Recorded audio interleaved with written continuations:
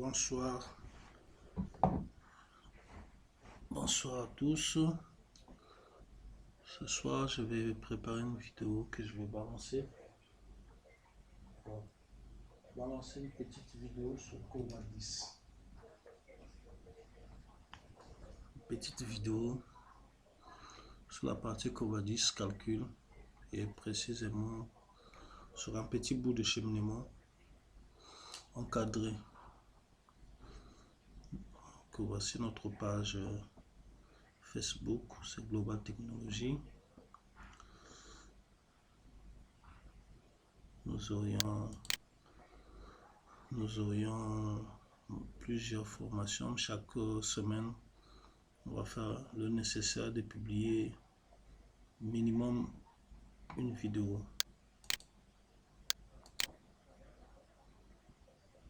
Donc, on va partir sans plus tarder. On va partir dans, on va lancer notre logiciel Covadis. Déjà, on va aller chercher notre fichier.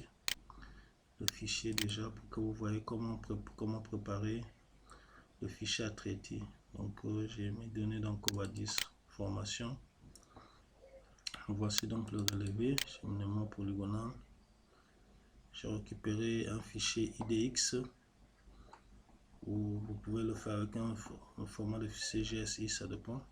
Donc ici voilà comment on positionne la station, la hauteur de l'instrument. Là vous avez l'angle horizontal, l'angle vertical, distance oblique et puis la hauteur de réflecteur. C'est de cette façon qu'il faut placer. Et quand on a placé, là vous voyez normalement le code 1, quand c'est le numéro 1, Covadis se reconnaît directement comme étant une station. Le 3 est reconnu comme une référence. En fait ici on pouvait mettre 2 pour dire c'est les points mesurés, mais j'ai préféré mettre tout ça là en référence. Vous remarquez que c'est beaucoup de points. Par exemple ici nous avons fait un cheminement, un double retournement, donc un cheminement encadré mais avec les visées chaque fois sur les deux cercles. C'est pourquoi vous allez remarquer par exemple ici. Donc nous allons faire plusieurs visées et après nous allons faire une réduction. Ça c'est faisable sur Covadis. Donc c'est de cette façon on peut utiliser pour faire une polygonale encadrée. Une polygonale encadrée déjà c'est quoi? Une polygonale encadrée c'est une polygonale dans une définition on peut dire déjà. Parce que déjà pour commencer il faut savoir ce que c'est qu'un cheminement polygonal. Un cheminement polygonal c'est une ligne brisée orientée sur laquelle on connaît la longueur des côtés consécutifs et les angles des deux côtés.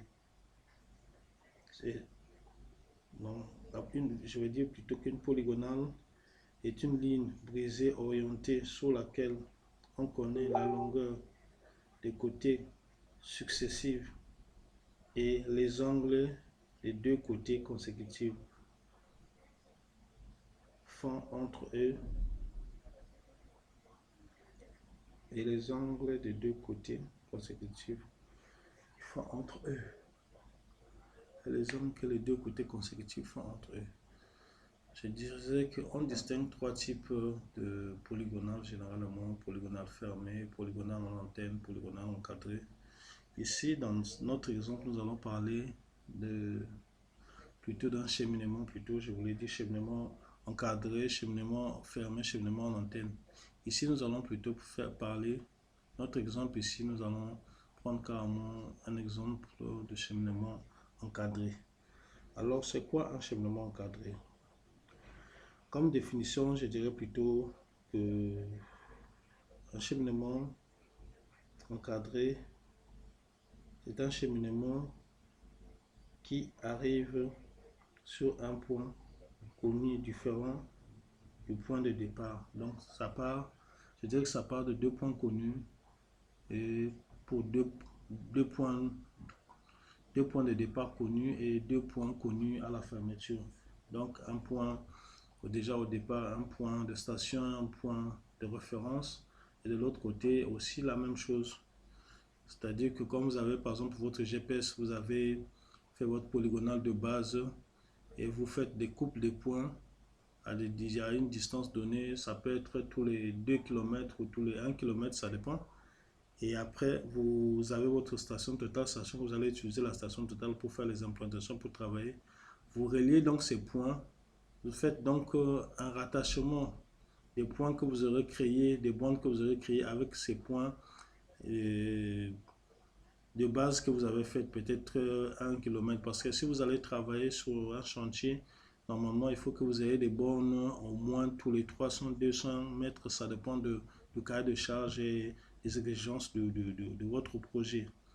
Donc ici, nous avons déjà récupéré nos données, sorties appareil. Nous les positionnons ici, donc comme ça, comme je disais tantôt au départ, que le code 1, ici c'est la ligne de code, quoi. Ça là, c'est Covadis se reconnaît aussitôt. Le 1, il sait que c'est la station. Le 3, c'est la référence. Vous verrez tout à l'heure quand on va charger. Donc voilà la manière dont on dispose donc le fichier, donc le traitement du fichier une fois récupérer les données dans le fichier IDX ou un autre format, ça dépend. Maintenant, les codes A, Covadis reconnaît les codes A comme étant des points connus. Donc, il va s'appuyer sur ce point. Vous voyez, vous remarquerez qu'on était en station. Vous voyez, on est en station. La première station, c'est la RV5, la référence sur RV4. Vous verrez quand on va lire notre cheminement. La fin aussi, c'est la même chose. On est en station sur RV10. On prend la référence sur 11. Et puis, on vise ainsi de suite l'autre.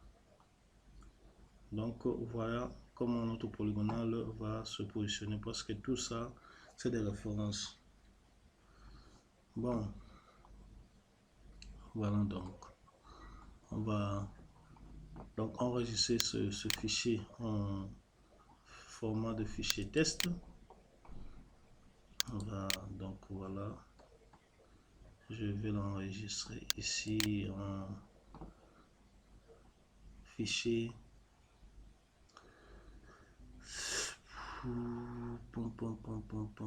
séparateur espace, test séparateur, tabulation. Ok, voilà, voilà. Et une fois que c'est enregistré, on va fermer notre fichier. Voilà, je vais venir fermer ici. Il me demande d'enregistrer. Bon, je peux ou ne pas enregistrer parce que déjà le fichier est déjà enregistré. Mais je vais fermer. Donc voilà, c'est fini. Je vais donc aller ouvrir. Voilà, c'est un dossier formation, comme je le disais tout à l'heure. Je vais donc aller ouvrir le logiciel Covadis. Je vais aller ouvrir mon logiciel Covadis.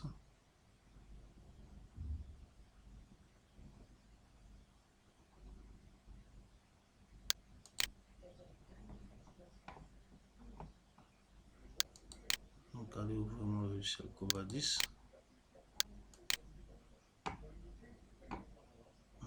Voilà.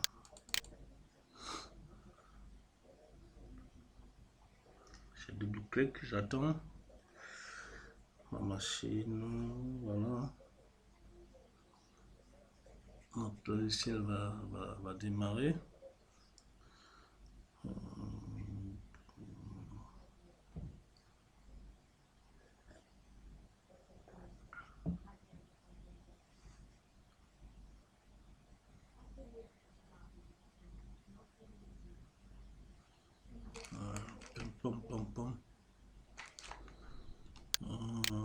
Voilà, tout ça là.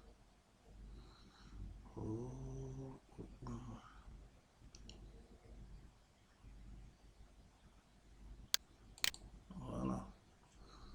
Ok.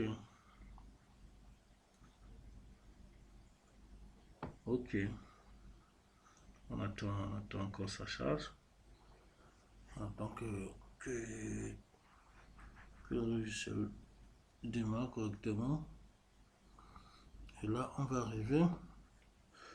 Il continue, l'échelle, bon, ok, j'accepte. J'attends toujours. Là, on attend encore un peu.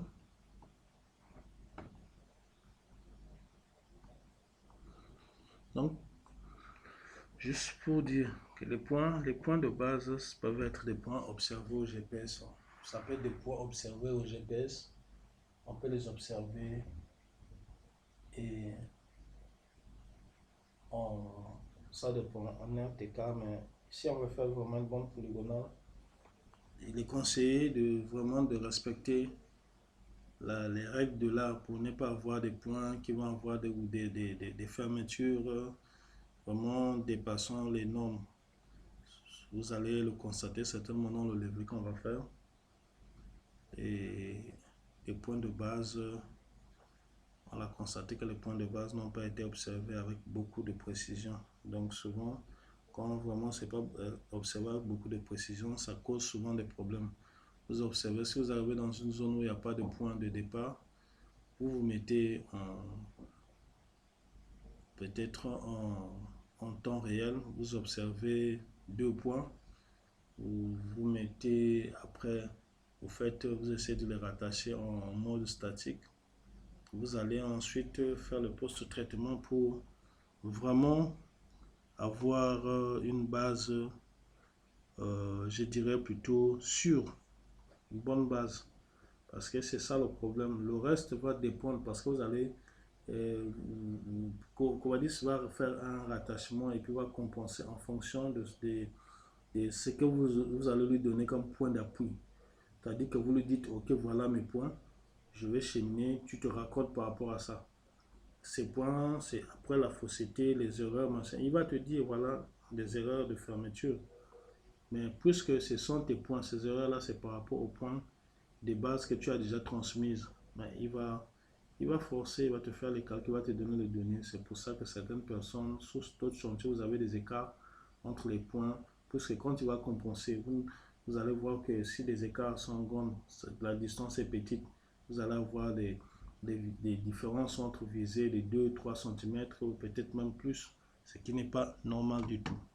Donc voilà, j'ai déjà préparé mon fichier. Je vais donc aller dans Covadis Calcul. Voilà. Lecture de carnet, je vais prendre lecture Nikon Précision. Voilà. On va réduire un peu ça. Fichier brut. Ok, je vais venir le chercher. Il est où? C'est bien dans mes documents. Là. On va chercher formation Covadis. C'est ici. Voilà mon fichier Polygo. Hop. Voilà. Et il est enregistré. Je vais maintenant arriver toujours dans Covadis, édition géobase. Et voilà notre fichier. 2 points. Voilà, vous avez vu, comme je vous disais, référence, référence, référence. Je les ai pris en référence parce que c'était le code 3. Le 1, il a considéré comme station. Et vous voyez, vous allez arriver en bas. Les autres là, il les a considérés des points connus. C'est des points connus. C'est des points connus.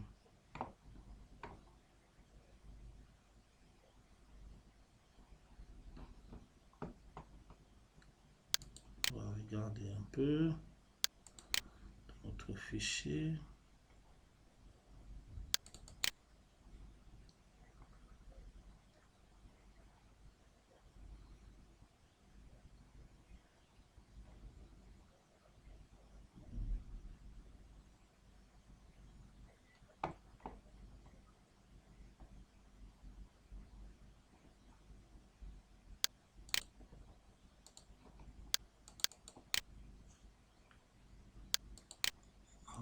Un peu dans tout fichier. Ok. Bon. Notre fichier étant ainsi chargé, on va donc venir dans Covadis. Ok. Essayons de s'amuser un peu, voir les points. Visualisez la polygonale, vous allez remarquer quelque chose. Voilà les points. Putain, on a dit, mais qu'est-ce qui se passe? C'est pas vrai. Il y a un problème ici. C'est tout simplement parce qu'il y a plusieurs références. Il y en a tellement. Il y en a tellement que il y a tellement de points ici. Donc on va faire une réduction déjà. Outil. On va venir ici. Réduction de reprise. On fait ici OK. OK. OK. OK. OK. OK. OK. OK. Bon, déjà pour commencer, avant même qu'on arrive là, j'aurais souhaité qu'on arrive ici, option. Déjà c'est ici, on choisit dans tolérance, on choisit déjà le type de précision qu'on va avoir. Là j'avais fait une précision personnalisée, mais sinon on peut prendre par exemple, voilà, le cadastre 88. Après je prends par exemple, voilà les écarts. Si on prend un cheminement ordinaire, voilà. Si je prends ici précision, ici aussi,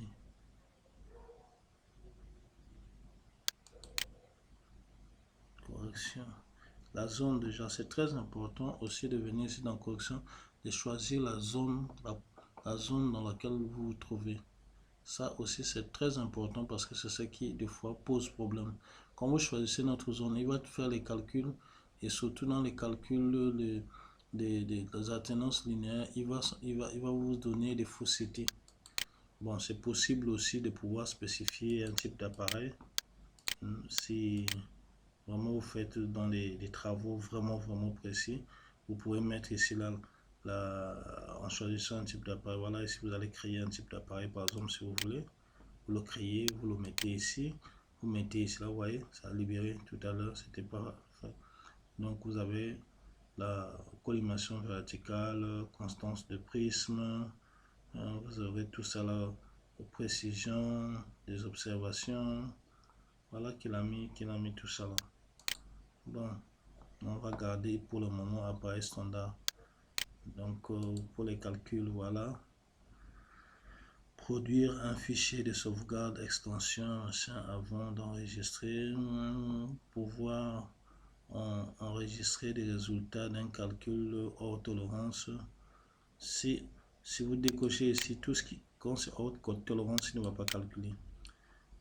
Ici là, considérez les références en cercle à droite. Ici indéterminé, V déterminé, V0. Contrôler V0 des stations d'appui, on peut le cocher. Effectuer le V0 de contrôle aux stations d'appui. Recalculer le V0 des stations après calcul de cheminement. Tenir compte des rattachements altimétriques des stations.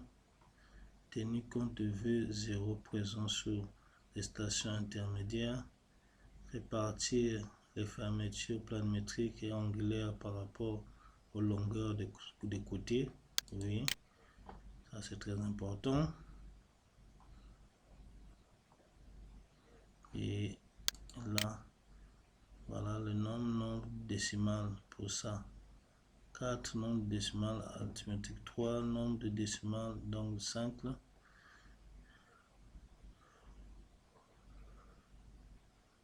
Modifier HP, modifier ceci, listing. On voit le listing qui va sortir, vous les voyez ici. Donc quand tout ça est OK, on appuie sur OK. Et on arrive donc ici à calcul. Calcul d'un cheminement polygonal.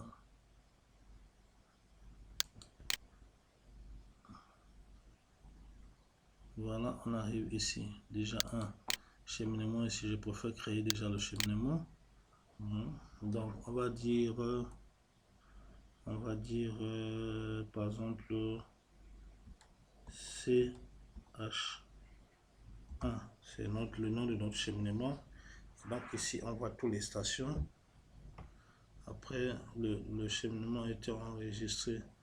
On arrive ici. Non, j'ai CH1. On change le type de cheminement. Voilà, ici, là. C'est un cheminement encadré et on va y balancer les stations qui font partie du cheminement. Une fois que tout est là en place, notre cheminement est bel et bien là. Il est enregistré.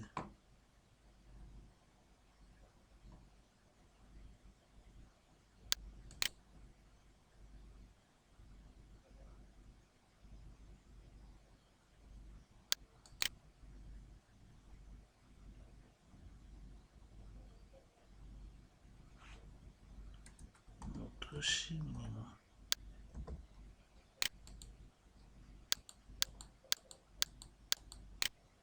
C'est un cheminement encadré.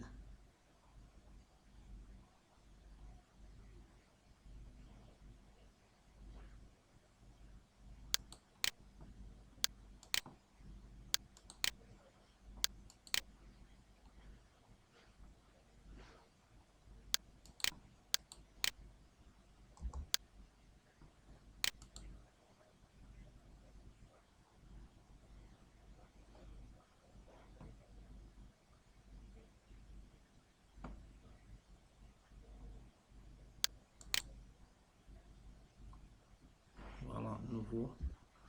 Et on enregistre notre cheminement et enregistré. Et je viens ici, voilà, le cheminement est là. Il est affiché. Je le balance ici. Calcul. Voilà, déjà, il me dit la station, machin là, est hors tolérance. Par rapport à ce qu'on a précisé. Ok, il clique ici. On clique ici. On clique ici là. Et voici notre listing. Donc, on va appeler ça listing. Bon, on va le laisser par défaut. Voilà. Voilà notre listing. Voilà comment il s'affiche. Je vais cliquer ici. Je ne vais pas le garder, le manipuler dans ce format-ci. Je vais donc faire modifier. Et vous allez remarquer pourquoi il a mis hors tolérance. Vous allez voir ce dont je disais tout à l'heure. Voilà les tolérances. Voilà les fermetures. Voilà notre fermeture. En fermeture altimétrique, voilà. Planimétrique plutôt. Et voilà la fermeture altimétrique. Altimétrique, on a 5 cm. Planimétrique, on a plutôt 2 cm. Donc en distance, quoi. Notre fermeture en distance.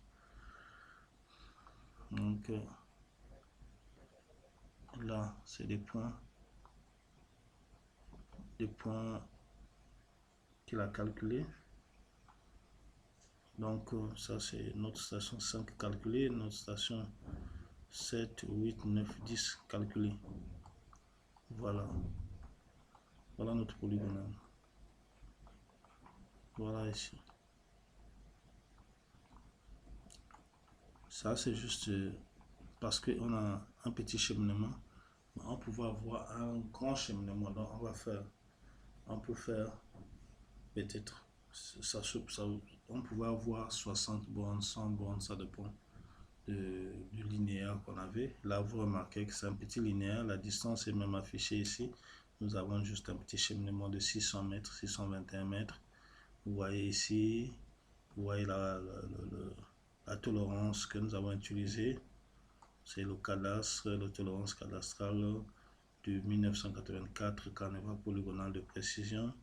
La projection utilisée, c'est très important. Projection item nord, ici, comme c'est écrit nord faisceau 32.